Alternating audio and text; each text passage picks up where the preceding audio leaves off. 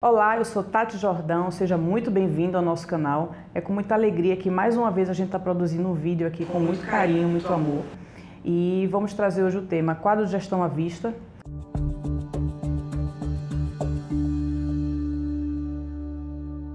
Falamos no encontro passado muito sobre esse quadro de gestão à vista com Juliana e depois vai aparecer o link para você, né? Se você não tiver assistido, ele vai estar aqui em algum lugar na nossa tela.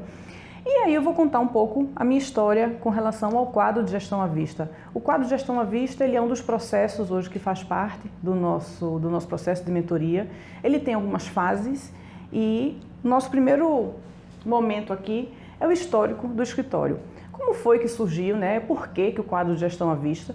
Então, essa ferramenta de trabalho ele surgiu através de uma consultoria que o escritório passou em alguns anos atrás, e uma grande amiga, né, gestora, Patrícia Marinho, ela apresentou essa ferramenta. Então, ela é uma excelente gestora e apresentou essa ferramenta para a gente. E, Tati, tudo que você não consegue medir, você não consegue ver resultados. E foi a partir dessa dica que a gente começou a trabalhar o quadro de gestão à vista. Então, ele é um quadro, como a gente tem hoje aqui, um quadro branco. Ele pode ser um quadro negro, pode ser pintado na parede, ele pode ser em vidro, ele pode ser papel A3, A4, cartolina. O importante é você ter as informações à vista, como o próprio nome ele já diz. Então vamos lá. O escritório, né, usa o quadro de gestão há mais ou menos 2 anos, desde 2017, na verdade finalzinho de 2016, e ele realmente começou a utilizar porque a gente viu a necessidade de um crescimento e de melhora. E foi através dessa indicação, como eu comentei, que a gente começou a trabalhar o quadro de gestão à vista. E aí os benefícios, né? Como a gente já está usando aí, já tem quase 3 anos, quais são os benefícios que a gente consegue identificar no uso de um quadro de gestão à vista? Independente de você trabalhar com arquitetura, de você trabalhar com design, se você trabalha com vendas, administração, se você é gestor, você pode ter o seu quadro de gestão à vista, porque nada mais é, né? Os benefícios, você tem uma melhora da comunicação. Eu vou explicar depois para vocês aqui um passo a passo de como a gente faz, e a gente pode dizer sim, eu digo hoje que a gente tem um escritório antes e depois do quadro de gestão à vista, porque a gente centraliza todo o processo de comunicação em um único lugar. Então, a gente mede os resultados, como eu mencionei para vocês, frase de Patrícia, o que a gente não consegue medir, a gente não consegue controlar. Então, a gente consegue medir os resultados, passo a passo, do que realmente está sendo feito, quais são as entregas. Nós temos metas definidas, quando você tem todo um desenho, né, das suas ações ali, atividades semanais, diárias, que seja, você consegue medir, no final do dia você olha, consegui, não consegui, e você consegue até fazer momentos de reflexão. Por que eu não consegui atingir determinada meta? Eu precisei apagar algum incêndio? Tudo fica à vista, como o próprio nome diz. É aquela coisa, se a gente coloca num caderno, se a gente coloca num papel, bota debaixo do braço, numa pasta, nós esquecemos. A gente hoje está com uma tecnologia muito avançada, que ela está sim favorecendo o nosso trabalho, só que nem sempre a gente consegue ver, lembrar de acessar celular, tablet, o que seja. Então, quando a gente coloca a vista nos olhos, é aquela coisa, olhou, lembrou, não entreguei, não fiz, ou preciso fazer, estou devendo determinado resultado. Então, tudo fica à vista e fica mais fácil para a gente. Clareza das informações, a gente passa a ter uma equipe segura. Isso aqui é um ponto crucial para a gente, porque em escritórios de arquitetura, design, geralmente você tem equipe de estagiários, você tem colaboradores, e aí porventura você viaja. Juliana, né, que foi a nossa última convidada, ela falou no vídeo anterior, poxa Tati, eu consegui inclusive sair X dias, consegui ter uma lua de mel. Ela tem esse quadro de gestão à vista e as informações, nesse momento que ela viajou, as informações estavam todas centralizadas. A equipe estava segura porque todo mundo chega e sai sabendo o que precisa fazer, sabendo quais são as metas que precisam bater e sabendo os resultados que vão ter com aqueles trabalhos desenvolvidos. Produtividade. A produtividade, eu botei até uma setinha aqui, ela sobe. Porque as pessoas elas não perdem tempo procurando ou querendo saber quais são as informações, onde é que está, o que eu faço. A equipe chegou, no dia anterior ela sabe o que foi feito e quando ela abre a porta do escritório ela vai ver o que vai realmente precisar ser feito. Mais uma vez, poxa Tati, eu vou precisar investir num quadro desse, uma fórmica branca, o que seja. Se você puder, é o ideal, e geralmente nos nossos processos de mentoria a gente tem até um intervalo, né, do primeiro para o segundo encontro, que é justamente o quadro de gestão à vista, para a pessoa poder contactar um marceneiro, comprar numa livraria, comprar aqueles moodboards que chamam, né, aqueles painéis, para poder colocar no escritório, porque é importante, porque você está vendo aqui todos esses benefícios. A equipe, né, voltando, ela tem uma produtividade muito melhor. A gestora principal do escritório, ela consegue também ver quais são as atividades que estão sendo desenvolvidas ali. Bastou abrir a porta, tudo fica claro, né? Nós temos o alinhamento das fases, a gente vai trabalhar nisso aqui hoje, então fica comigo até o final. Nós temos fluxo de processos, eu vou mostrar como eu faço, como eu fiz no escritório e como hoje a gente aplica nas mentorias. A gente vai trazer um exemplo de um determinado projeto e o alinhamento do discurso. Então, quando a gente consegue definir quais são todas as nossas atividades, a gente consegue perceber as horas que são trabalhadas, a gente tem uma melhora de discurso, a gente melhora na nossa apresentação profissional, então você diz com segurança o que você realmente faz, o que você entrega, e você inclusive sabe qual é exatamente a fase que está faltando fazer para poder entregar ao seu cliente, porque você fez o alinhamento das fases, trabalhou nos fluxos e processos, e aí, consequentemente, a gente consegue ter um alinhamento de discurso. Então, isso hoje para a gente são os benefícios, né, do usar o quadro de gestão à vista. E aí, Tati, o que são, né, esses alinhamentos de fases, esses fluxos de processo? Como é que você fez? Então, nós que trabalhamos com projetos de arquitetura, nós temos projetos de interiores, né, reforma residencial, comercial, temos também uma parte de projetos de arquitetura, de construção. E aí eu peguei um exemplo de um projeto nosso, que são os projetos de interiores, e vou trazer para vocês, vou explicar para vocês como a gente conseguiu trabalhar o nosso fluxo. E depois desse fluxo, por quê e como melhoramos o discurso. Então, mais uma vez, não precisa ser da área de arquitetura, da área de interiores. Qualquer atividade que você venha a desenvolver, pegue uma atividade sua e destrinche para você ver o quanto de trabalho você tem e como às vezes a gente não sabe vender o nosso produto. Então eu chamo de EAP Tati Jordão, que é o escritório nosso. O que é o EAP? Eu aprendi no MBA de Gerenciamento de Projetos que o EAP é a estrutura analítica de um projeto, né? Então hoje eu chamo carinhosamente uma estrutura do projeto de interiores como EAP. Então a minha EAP de projeto de interiores, ela inicia-se no momento briefing. O que é briefing? Briefing é aquela conversa, né? O cliente entrou em contato, eu preciso de uma reforma, de um apartamento, X metros quadrados, e aí você vai ao encontro desse seu cliente. Nesse encontro, você faz uma série de perguntas, teve até um médico num momento do briefing, ele fez, Tati, isso é quase uma sessão de terapia. Você vai perguntar o número do meu sapato? Eu fiz, vou, e é a próxima pergunta, porque a gente vai trabalhar com closet e eu preciso saber quantos pares de sapato a gente consegue comportar nesse teu móvel. Então, tem situações que a gente passa até 4 horas com o cliente procurando saber o briefing. Um briefing bem feito, ele evita retrabalho, tá? Isso é importantíssimo. Então, perguntar questões de tamanho do sapato, do que gosta, quais são os hobbies, se recebe pessoas em casa, cores preferidas, estilo de arquitetura, se tem processo de alergia, deficientes, o que pode, o que não pode, enfim. O briefing, inclusive, ele é uma das ferramentas que a gente também ajuda no nosso processo de mentoria, porque a gente identifiquei que um briefing, quando a gente fazia, eu tinha sempre que voltar, perguntar ao cliente coisas que eu poderia ter sanado na primeira reunião, que é a reunião de briefing.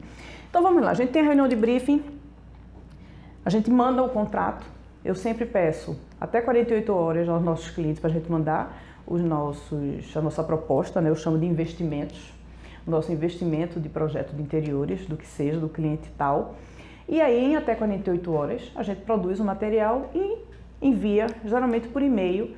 Sempre entra em contato depois, algumas pessoas levam a proposta, se der para levar é melhor, mas tem hoje vida corrida, né? Alguns clientes não tem como sentar em 2 momentos da proposta e do briefing, algumas pessoas conseguem se resolver pelo processo digital, né? Pelo e-mail. E aí a gente tem o seguinte, o projeto foi fechado? Não, então tem até uma carinha triste aqui, infelizmente não foi dessa vez. E aí eu simplesmente não só faço o arquivamento, eu arquivo, mas eu procuro saber quais foram as reflexões daquele projeto. Por que não foi fechado? Foi preço? Apareceu um outro arquiteto? O momento mudou econômico do nosso país, a gente escutou muito esse último ano. O momento econômico do nosso país mudou e a gente não vai poder fazer agora. Em vez dos 100 metros quadrados, a gente vai resolver fazer só o que era prioridade, que é a cozinha e o quarto casal. E, enfim, a gente vai fazer isso no segundo semestre. Então, é importante você, inclusive, fazer uma pesquisa e refletir por que você não conseguiu fechar aquele projeto. E essas reflexões, elas trazem sempre melhorias. Pelo menos no meu caso, em todos os momentos, eu entendi o porquê, né? E assim, cobrar por hora, cobrar por metro quadrado, todas essas coisas a gente sempre debate, né, nesse processo, junto com os escritórios e designers que procuram a gente. Então, fica uma dica importantíssima. Vamos refletir por que o projeto não foi fechado? Aí tem alguns arquitetos que fazem: pô, Tati, mas aí tem cliente que não responde, tem cliente que não retorna um e-mail, manda mensagem, eu fico com medo de ser inconveniente. O que geralmente eu faço? Eu procuro saber, eu ligo, né? Eu procuro saber. Caso o cliente não atenda, caso o cliente não responda, caso o cliente não mande um retorno por e-mail, eu simplesmente arquivo e coloco: não foi feito o retorno, a gente não conseguiu chegar num porquê do não fechamento. Paciência. Mas aí, aquele momento perfeito, o cliente fechou, viva, né? Aí nós temos as fases todas de um projeto. E creiam, é assustador, porque pela primeira vez que eu fiz isso, eu não tinha noção de tanto de trabalho que a gente tinha dentro do escritório. E, como eu disse, no momento aqui da primeira fase, o discurso realmente ele melhora, porque você tem clareza de todas as suas ações. E não tem coisa melhor do que você estar seguro e você estar alinhado com o seu cliente e saber: Tati, está faltando o quê? Isso. Tati, falta o quê? Isso. Tati, em quanto tempo você entrega? Em X dias, enfim, X horas, dependendo de como você acertar com o cliente. Então, quando você fechou, vamos comemorar. Temos a primeira fase aqui, estudo preliminar. Alguns escritórios, algumas pessoas podem ter outro tipo de nomenclatura, outro tipo de processo, mas, mais uma vez, eu estou usando o que hoje a gente coloca dentro do nosso escritório. Para você pode ser o outro nome, perfeito, você pode fazer adequação. Então, nós temos o estudo preliminar. Hoje, no nosso estudo preliminar, quando é uma referência de projeto de interiores, lembrando aqui que a gente está fazendo a nossa estrutura analítica de processos de projeto de interiores, a EAP Tati Jordão, você vai ter a sua EAP. Nós fazemos uma planta baixa, trabalhamos também com algumas elevações, aí você pode quantificar, dependendo da quantidade de ambientes, você pode apresentar 1, 2, 3, 10 elevações para mostrar alguns detalhes. Nós temos perspectivas normais. Hoje também a gente usa, além das perspectivas, a gente tem um recurso, né, daquela realidade virtual com óculos do 360. Isso também está incluso nos nossos projetos. E o painel semântico. Tati, o que é o painel semântico? O painel semântico, algumas pessoas chamam de mood board, e aí geralmente pessoas que trabalham com moda, design, eles usam muito. É uma tempestade de ideias, são várias coisas que você vai balizar o seu projeto para poder, a partir dali, você seguir com o conceito. Então, no seu briefing, quando você fez com o cliente, ele disse que não gosta da cor preta. Então, no painel semântico, não se recomenda você usar elementos pretos para poder apresentar uma proposta conceitual para o seu cliente. Então, dentro do painel semântico, geralmente a gente coloca referências de móveis que a gente vai poder utilizar. Se ele disse que gosta de móveis com a linha mais minimalista, a gente usa. A gente pega algumas referências de bancos, de cadeira. A gente usa a proposta de tons amadeirados, alguma coisa em laca, em espelho. Tudo que está aparecendo na nossa perspectiva, a gente coloca no painel semântico e fica mais fácil o arquiteto seguir com o projeto como um todo, porque ele tem ali um projeto inicial, né, aquela caixinha ali que é o painel semântico, e a partir do painel semântico você segue o fluxo. Se o cliente, naquele primeiro momento, Tati, eu não gostei dessa cor, eu não estou curtindo esse espelho bronze, está no painel semântico, eu acho que não é essa a minha pegada, então você já faz uma alteração e você sabe que no projeto não vai ter o espelho bronze, já não vai ter o preto, e aí as alterações de cores e mobiliário você vai fazendo de acordo. Dica importantíssima que já aconteceu comigo. Poxa, eu não estou conseguindo o bloco que eu gostaria realmente de representar para aquele cliente na perspectiva. Não coloque. Ou, se você colocar, pelo menos saiba aonde existe essa cadeira, ou esse quadro, ou essa mesa, porque o cliente, algumas vezes, ele vai olhar para essa imagem e ele vai querer aquela cadeira. Então, já aconteceu, sim, comigo, da cliente pedir para a gente trabalhar em cima de uma cadeira, de uma mesa de jantar, determinado projeto, e não tinha. Essa cadeira a gente pegou um bloco pronto, só colocamos, editamos, né, com relação à madeira, tecido e tal, mas a cadeira depois a cliente queria a própria aquela, eu quero aquela cadeira da perspectiva. Então, cuidado, alerta. Se não for uma cadeira comercial, se não for uma cadeira muito similar, é melhor você não colocar, porque se ela se apaixonar, como no nosso caso aconteceu, vai dar problema e você vai ter que fazer a cliente se desapaixonar. No nosso processo, a gente tem um anteprojeto. Na parte de interiores, ele é mais simples para mim. A gente vai fazer os ajustes do estudo preliminar, que é justamente, Tati, eu não quero essa cor. Tati, eu não curti essa bancada, eu prefiro uma cômoda, eu não quero a cortina de parede a parede. Então, nesse caso, a gente vai ajustar o estudo preliminar e a gente também vai ajustar as perspectivas. Eu tenho um exemplo hoje, aconteceu hoje comigo. A gente está com o projeto executivo pronto, todo, obra quase para começar.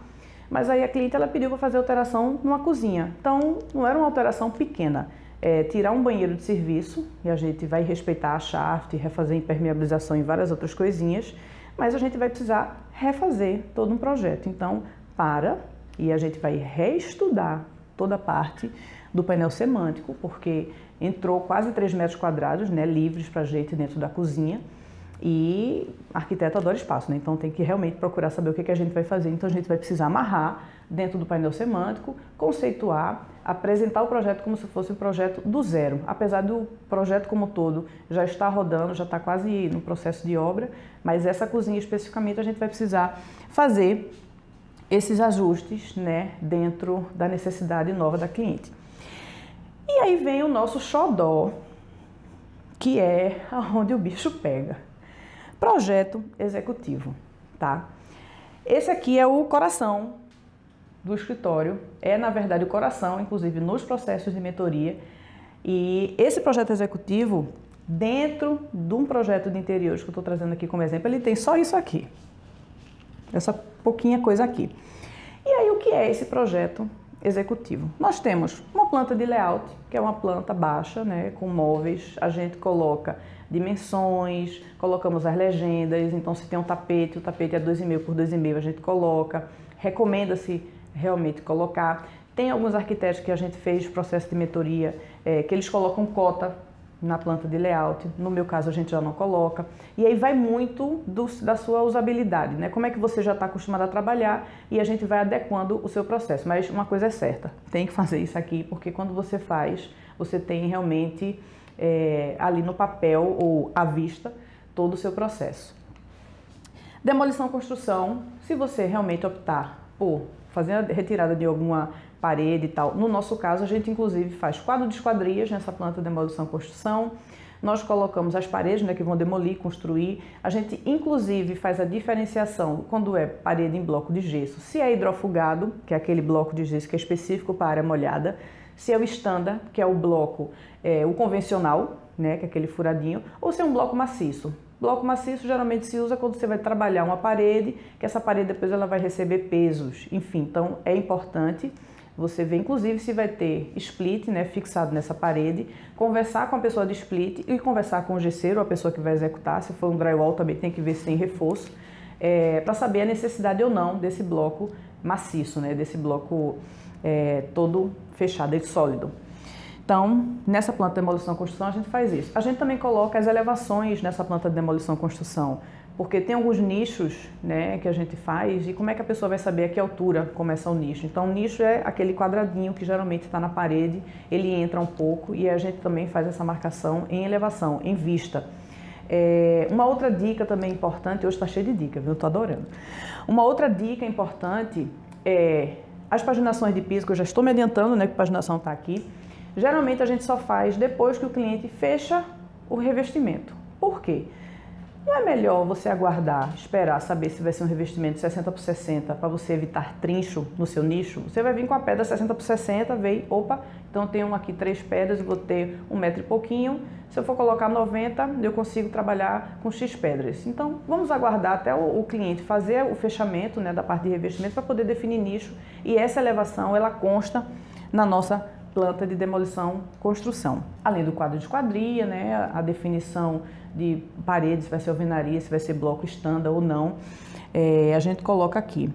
A gente também está colocando na nossa planta, quando for para demolir, bancadas de cozinha, banheiro, área molhada, tanque, a gente também coloca naquela referenciazinha de demolir no amarelo, dependendo da sua legenda, da sua nomenclatura, como você use, vermelho a construir, a gente coloca em linhas pequenas e a gente, no processo de mentoria, a gente ajuda os escritórios a padronizar esse processo, né? Como é que você faz a sua demolição-construção. Planta de rede elétrica, telefonia, CFTV, que é o circuito fechado, televisão, planta de som ou sonorização. A gente também faz, né, nesse processo. E uma coisa que a gente aprendeu que é importante, quando a planta for uma planta de sonorização, tudo que for ter interferências no forro, é importante você marcar também. Então, sonorização em algumas situações e o CFTV também, que são câmeras, a gente sempre faz a marcação na planta de forro, porque vai que você coloca uma câmera e vai bater na luminária, então é importante você agregar isso aí. Então a gente sempre faz essas reflexões quando a gente está construindo essa parte de fluxo, né, nossa estrutura. Planta de hidráulica. E aí você pega alguma referência, se você não já tiver, né, de layer, de nomenclatura do que você vai utilizar, e aí faz marcação de esgoto, faz marcação de ponto d'água, de chuveirinho, né, de ducha higiênica, alguns lugares chamam de ducha, outros lugares chamam de chuveirinho, enfim. Planta de climatização, que é a planta de ar-condicionado, a planta de split.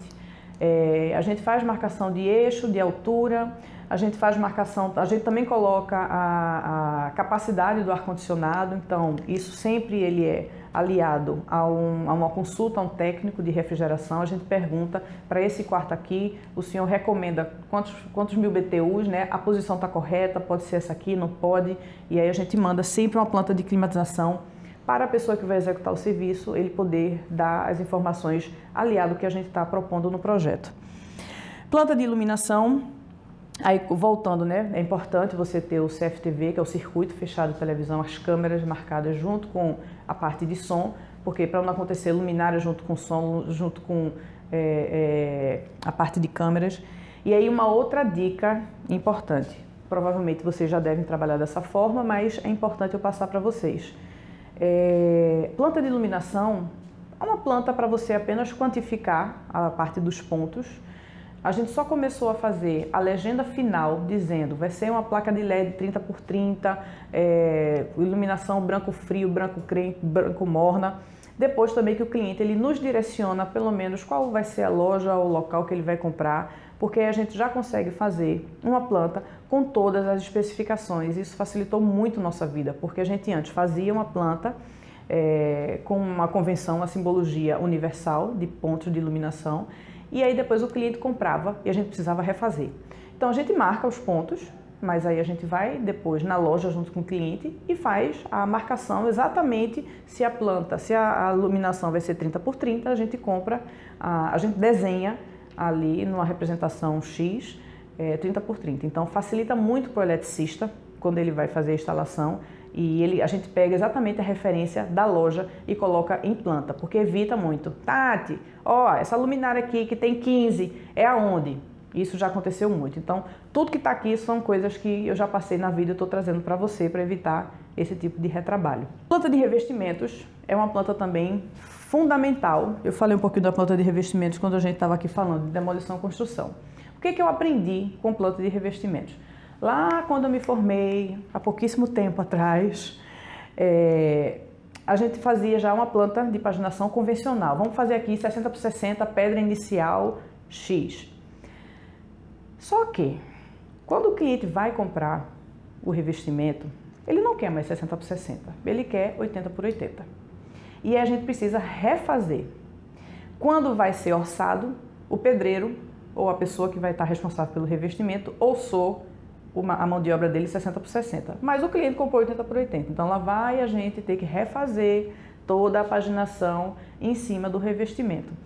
E principalmente revestimento de parede, porque tem algumas situações que o cliente, inicialmente ele não queria um revestimento cimentício, digamos assim, um 3D cimentício, que é uma pedra que ela tem uma espessura um pouquinho maior, ela demanda um detalhe para corte, demanda enfim, coisas que são mais específicas. E os encontros, eles precisam ser a 45 graus. E se ele tiver desenhos, eles precisam realmente se encontrar. Então, acontece de a gente fazer uma paginação colocando uma simbologia universal aí e pedra inicial começa, pá, aqui, daqui você puxa e dá problema. A gente teve realmente que refazer paginação em algumas situações, porque o cliente, a princípio, não, eu vou botar uma pedra normal aqui e tal, a gente pode considerar um 30x30, mas aí quando ele chega no loja, ele se apaixonou por um cimentício e aí a gente teve um problema de não casar, de não coincidir, o pedreiro ele não ter a expertise para poder fazer. E aí o preço da metragem que foi acertado é porque era um 30x30, o cimentício é outro. Então, são coisas, inclusive, que você, cliente, é importante observar, que tem essas minúcias, né? Então, o nível de amor que vai existir na compra do revestimento, ele pode encarecer um pouco a prestação de serviço, né? Felizmente. Planta de forro. Planta de forro é a nossa planta de gesso, planta de drywall, algumas pessoas chamam dessa forma. Então, a gente hoje tem uma planta com muitas cores, né? A gente marca junta de dilatação, a gente marca muitas coisas que a gente coloca na nossa planta, a gente coloca inclusive a simbologia, na verdade, os textos, né, de altura, por mais que a gente coloque texto com a cor e coloque isso na legenda, a gente sempre coloca informações demais. Por quê? Porque eu quero dormir tranquila e eu acho que as pessoas não precisam ligar se as informações elas estão ali, ó, gritando na sua frente. Então, eu coloco sempre dobrado. Tá na planta, tá, ok. Mas tá na legenda também, ok. Qualquer coisa eu ainda boto uma observação gigante na planta para a gente poder ajudar, né, a pessoa que vai estar executando aquele serviço. Porque uma planta com todas as informações, ela é maravilhosamente bem entendida dentro de uma obra. E assim, uma obra pequena você consegue até resolver. Imagina quando você tem 10, 12, 13 pessoas trabalhando de formas diferentes, cada um com uma planta, por mais que as plantas estejam coladas ali na parede, como eu sempre deixo. Então, planta de forro, a gente tem, no processo de mentoria eu abro a minha planta de forro, mostro como geralmente a gente faz, e deixo assim a pessoa pegar essas ideias, enfim, colorir e tal, qual é a cor do teu shade que tu usa, enfim. A pessoa ela consegue fazer dessa forma também. Nossa planta executiva. Essa planta executiva é uma planta que a gente agregou às nossas entregas faz pouco tempo. Porque essa planta executiva, depois de todo esse material, a gente no final, a gente repete a planta de layout, mas a gente repete essa planta de layout sem a legenda, né? Porque aqui a planta de layout ela tá com todos os nomes de móvel, sofá, tapete e tal. A planta executiva, a planta baixa, ela continua com layout, mas ela não vai com as legendas. E aí cada ambiente você vai ter marcação de elevação e a gente vai ter também referências do que é piso, parede, teto ou forro. E aí fica mais fácil para as pessoas que estão executando, entrou no banheiro, olhou a planta, eita, aqui é um revestimento diferenciado. Mas esse revestimento diferenciado, ele vai até aonde? E aí a pessoa passa para as elevações executivas. E aí essa planta de elevação foi ótimo. Essas elevações executivas, ela nada mais é do que todas as elevações, todas as vistas frontais de todos os ambientes nas 4 faces. Se o seu ambiente tiver 10, vão ser das 10 faces. Por quê? Facilita muito, inclusive é uma planta que já pode ser utilizada no processo de pintura e papel de parede. Tá, eu estou usando aqui metade da parede é pintura, metade da parede é papel de parede. Como é que a pessoa que vai pintar ela vai saber? A partir da elevação executiva. E nas elevações executivas, para a gente foi muito benéfico utilizar, porque aconteciam algumas situações de granito. Então a gente tem a bancada de granito, a gente tem aquela parte maior que fica atrás, geralmente na parede, aquilo ali é chamado de respaldo. Pelo menos aqui em Recife chamamos de respaldo. Se tiver um outro nome na sua cidade, por favor, deixa aqui nos comentários, porque eu vou adorar saber qual é. Então, em algumas situações, quando a gente não fazia a elevação, que no caso eu chamo de elevação executiva, marcando inclusive os pontos elétricos, acontecia de eu estar com o respaldo e o ponto elétrico, metade. Então, durante o processo de obra, eu tinha que ou descer a bancada ou subir o ponto elétrico. Pô, tá, tem que fazer tudo isso. É uma dica, é uma indicação. Então, foi fazendo todas essas informações aqui, que hoje a gente consegue ter uns erros dentro do escritório de 8%, 10%, e ó, antes eu tinha 35%. Então, é fácil não, dá trabalho, mas vale muito a pena. E a gente tem, depois de todo o executivo, a gente tem a parte de detalhes. A gente tem detalhes de marcenaria, que aí a gente também tem um processo também específico para o detalhe de marcenaria. Temos uma planta de vidros e espelhos. Temos também informações sobre metais sanitários e louças. E temos um descritivo, se houver uma necessidade, o cliente quiser essas informações descritivas, né, através de documento, de paper, a gente também fornece isso. E aí eu estou cansada só de falar, imagina de produzir isso. Como é que é esse material, né? Porque marcenaria, aí você tem a mesma coisa, você tem planta baixa, você tem elevação, você tem perspectiva, então é o coração dentro do coração. Granito, já aconteceu, inclusive tem um caso de granito que é fantástico. Fiz a planta, né, um apartamento que tinha bancada cozinha, tinha banheiro, lavabo e por aí vai. Então a gente geralmente tem alguns parceiros, o parceiro já me conhece, sabe que eu sou meio cabulosa, chata. Na verdade eu sou criteriosa. E aí eu sempre estou com muito cuidado para saber o prestador que vai estar lá na obra, se ele está com alguma dúvida, se eu posso ir para atender e tal. Pensando também sempre no cliente, porque evita, né, retrabalho, gasto de tempo, dinheiro e por aí vai. E aí eu tô lá para fazer, na verdade eu não tinha uma programação para fazer uma visita nesse dia, para visitar o granito. Era no dia posterior. E o que aconteceu? Aí me liga, doutor, eu queria que a senhora viesse aqui porque eu tô perdida, eu acho que não tem essa bancada aqui no apartamento, aconteceu alguma coisa, assumiram com granito, eu fiz, fique calmo que eu estou chegando, a gente vai descobrir onde é que está essa bancada. Então eu já liguei pro estagiário, pelo amor de Deus, me manda a planta, qual é, não é, liguei para a pessoa que me atende no departamento de vendas. E aí estou eu, lá com o seu José, e aí seu José, olha, vem cá, doutora, me pega pela mão, olha, essa bancada aqui não tem não, viu, essa bancada aqui não tem não. Aí eu pego o papel, ele estava olhando assim, eu virei. Eu fiz, seu José, olha aqui a bancada ali, eita, a bancada existe, né? A senhora rodou, né, para desenhar, para ficar mais fácil, para caber, seu José, no papel, para dar uma economizada. Então, assim, são coisas que a gente tem que desenhar pensando nas pessoas que vão estar executando.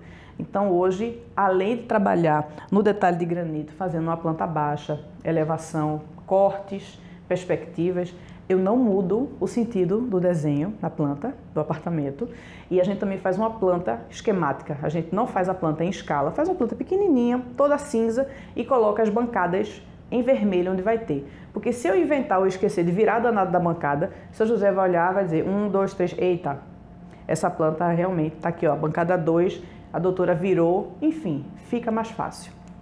Então, hoje a gente tem esse quadro de gestão à vista. O meu quadro de gestão à vista, ele tem essas observações, essas informações, hoje, mas não assim, escrito. Mas eu fiz, isso está digitalizado, isso está por cores, isso está impresso, está colado no meu quadro de gestão à vista, porque eu tenho a clareza das atividades que eu estou fazendo e com certeza depois dessas informações você vai ter a clareza. Só que aí tem agora o pulo do gato. Tinha colocado aqui, iniciei com uma numeraçãozinha aqui, um 3H, né? Que é isso? Com o nosso quadro disponível, com esse mundo para a gente poder desenhar, e arquiteto adora desenhar, criar, rabiscar, é o momento de você quantificar as horas que você trabalha. Então, aqui são 3 horas de briefing, como eu comentei. Então, depois daqui das 3 horas de briefing, se você não quiser quantificar quantas horas você vai tentar aqui falar com seu cliente, não tem problema. Mas isso aqui, meus amigos, é fundamental. Porque você vai saber no final do seu projeto quantas horas efetivas você trabalhou em um projeto de interiores.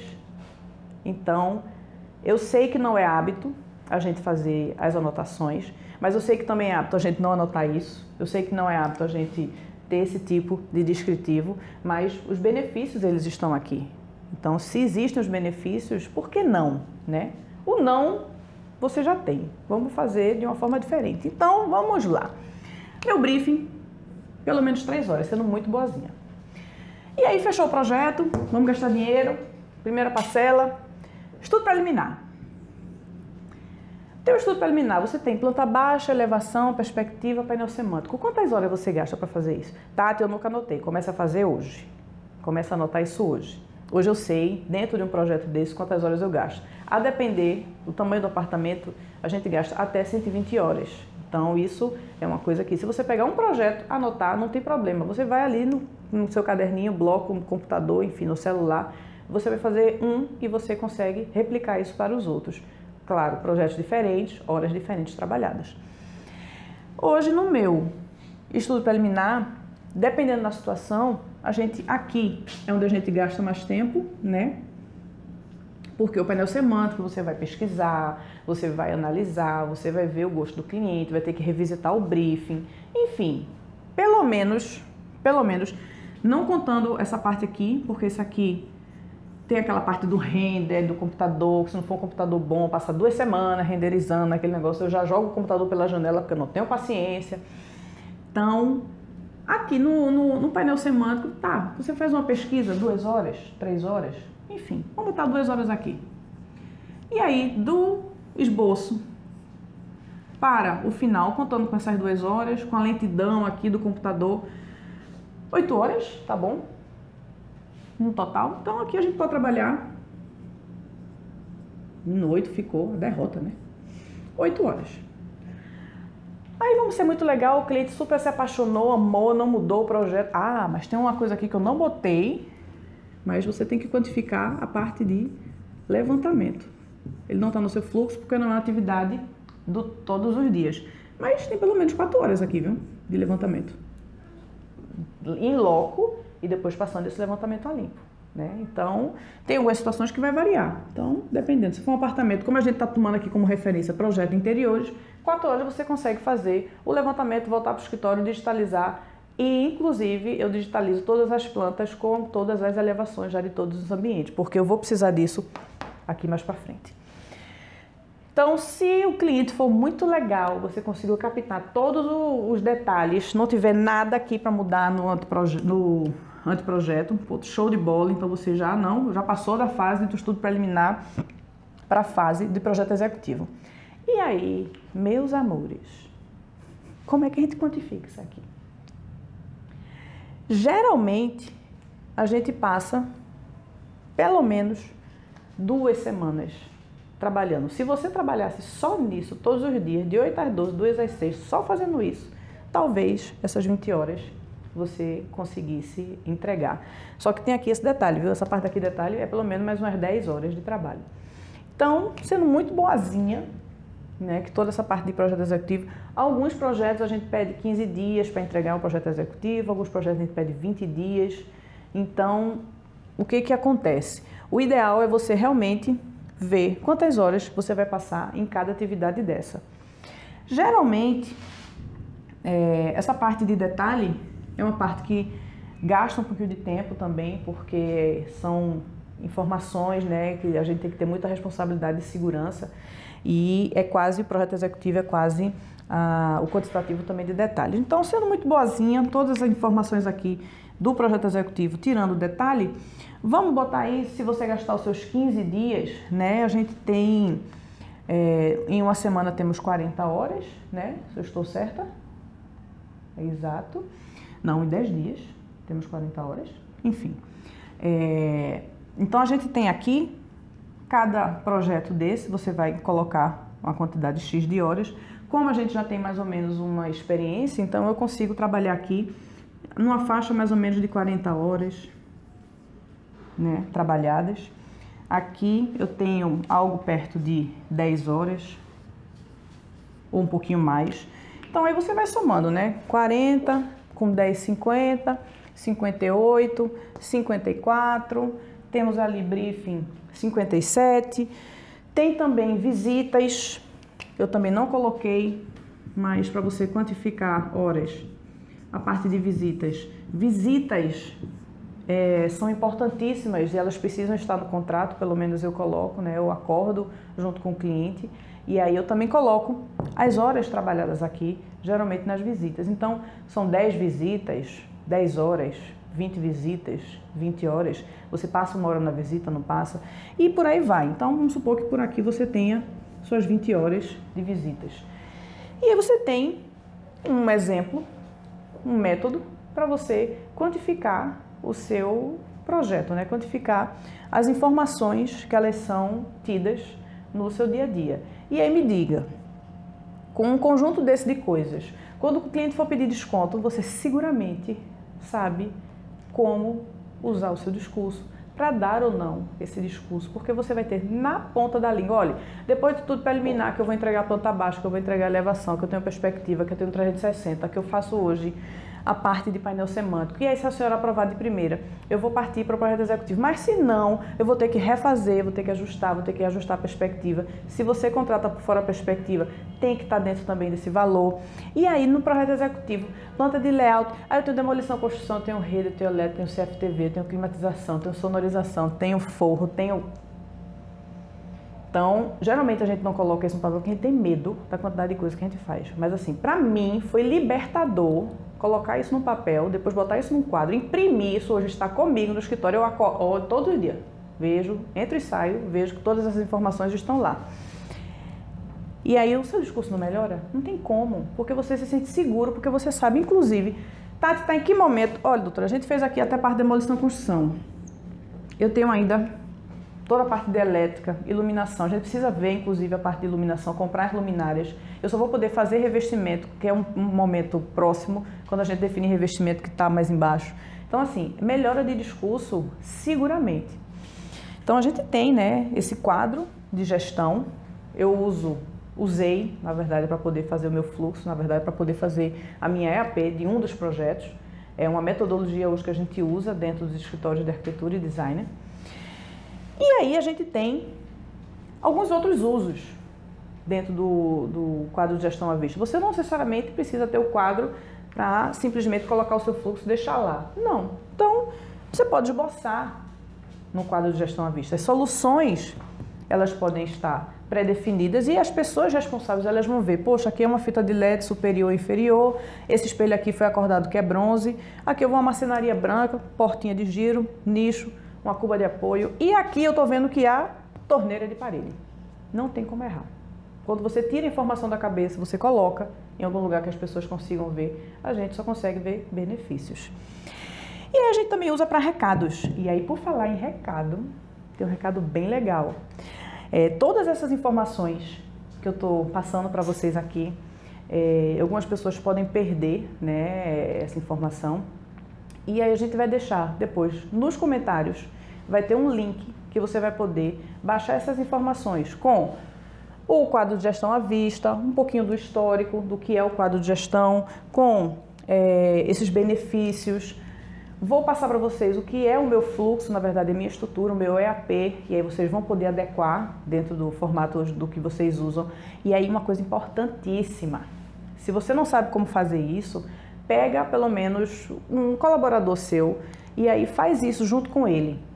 A doida aqui, ela fez só, né? Eu fiz, não, eu vou fazer só porque eu preciso ter a segurança do processo. Mas hoje, nos processos de que a gente faz nos escritórios, geralmente o arquiteto responsável, ele chama um colaborador, um estagiário e faz como está aquele processo do projeto fulano de tal. E aí a pessoa sai destrinchando tudo e a pessoa inclusive diz quantas horas vai precisar. É importantíssimo você estar acordado com a sua equipe, porque se você não vai produzir, conversa com a pessoa que vai produzir, pergunta a ela quantas horas ela vai produzir, quantas horas ela vai precisar para aquele material.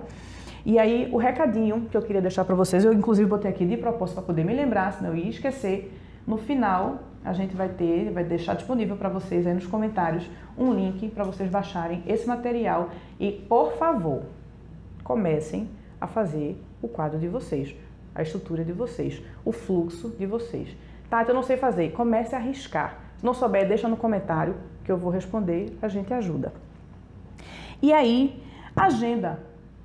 Ele é importante para você colocar também as informações do escritório de reunião. Pessoas que são esquecidas, que passam, que não sabem.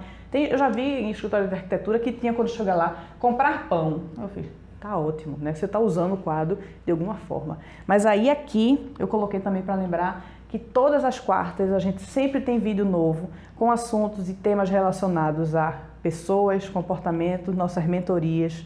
Hoje a gente falou sobre quadro de gestão, trouxe vários benefícios, isso aqui tudo é o que eu uso hoje no escritório e estou muito feliz de poder compartilhar isso com você. Então, quadro de gestão à vista, hoje é o que eu uso, Tati Jordão.